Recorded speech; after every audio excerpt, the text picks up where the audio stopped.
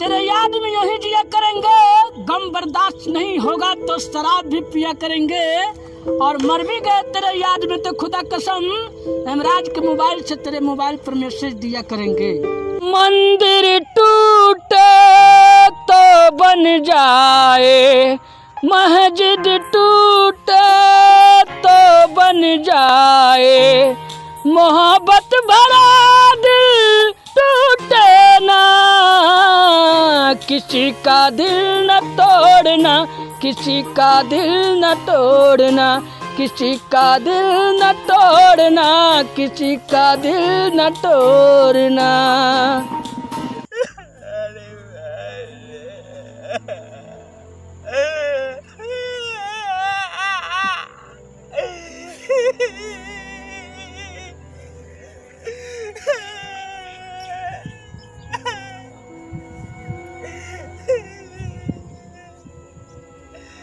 क्या भाई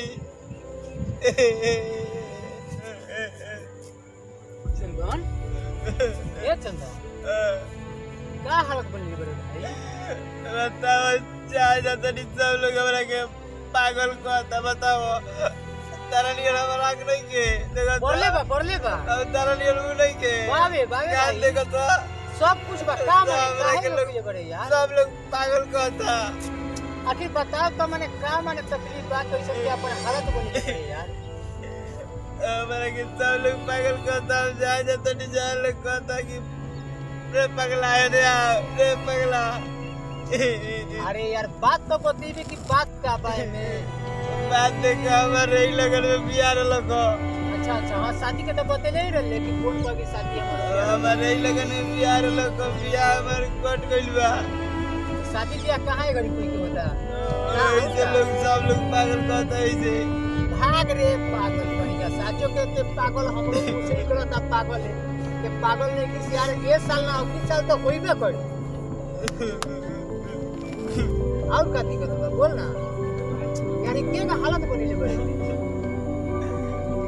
सब लोग तो पागल कहते तो हम पागल हो गइल बनी का बियाह। अरे भाई पागल ते नहीं किसी यार, पागल लगिल बन ना सब लोग कहता।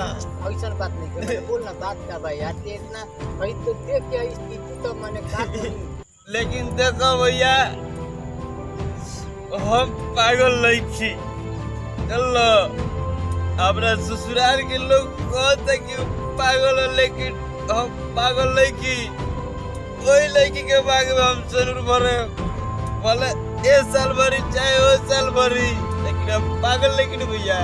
ना यार ऐसा बातें नहीं थे बता।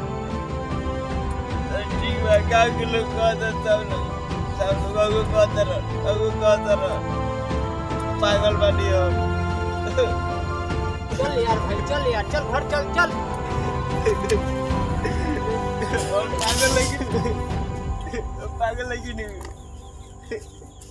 ईशा चाहे टूट भी जाए, दिल न किसी का टूट न पाए, शीशा तो फिर मिल जाता है, दिल नहीं वो चीज जो बाजार में मिल जाए। क्यों मरते हो सनम बेवफा के लिए, तो गज जमीन नहीं होगी दफन के लिए। क्यों मरते हो सनम बेवफा के लिए, तो गज जमीन नहीं होगी दफन के लिए, और मरना ही है तो मरो वतन के लिए, लड़कियां भी अपना दुपट्टा उतार देगी तेरे कफन के लिए। पागल कहेला ना रे लोगवा, पागल कहेला ना कि हमके अब लइकवा के देख लो। ओहो देखनी है तार लइकवा कुछ भइल बा का? अरे क्या कहले बनो पागल का बॉडी घूमता। ओ पागल नहीं अरे के लोग पागल कोर देले बा घूमत ताटे आ तारा। अब तो घरे गइल ह गइल हां, अब घरे गइल पागल दिन भर घूमता। चलो तो तनी समझा दो ओकरा के निमन से। चल आखिर ये बताओ कि ये साल शादी ना भइल ह तो का अगला साल ना होई? ना काहे ना होई हो? होई।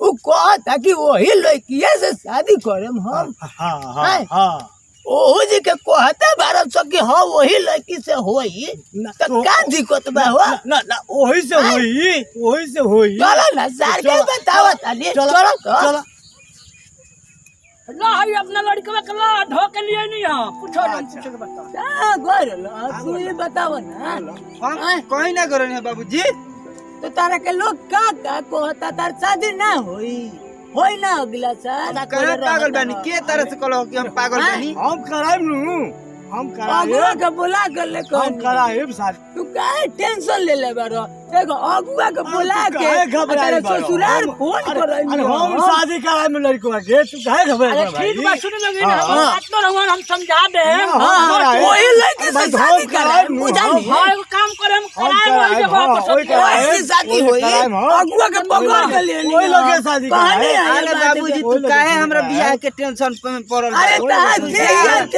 के हाँ। दे हमर ठीक बा तू जा घर जा हम ठीक बानी चालू करबो चलो चलो चलो वही लगे शादी कराए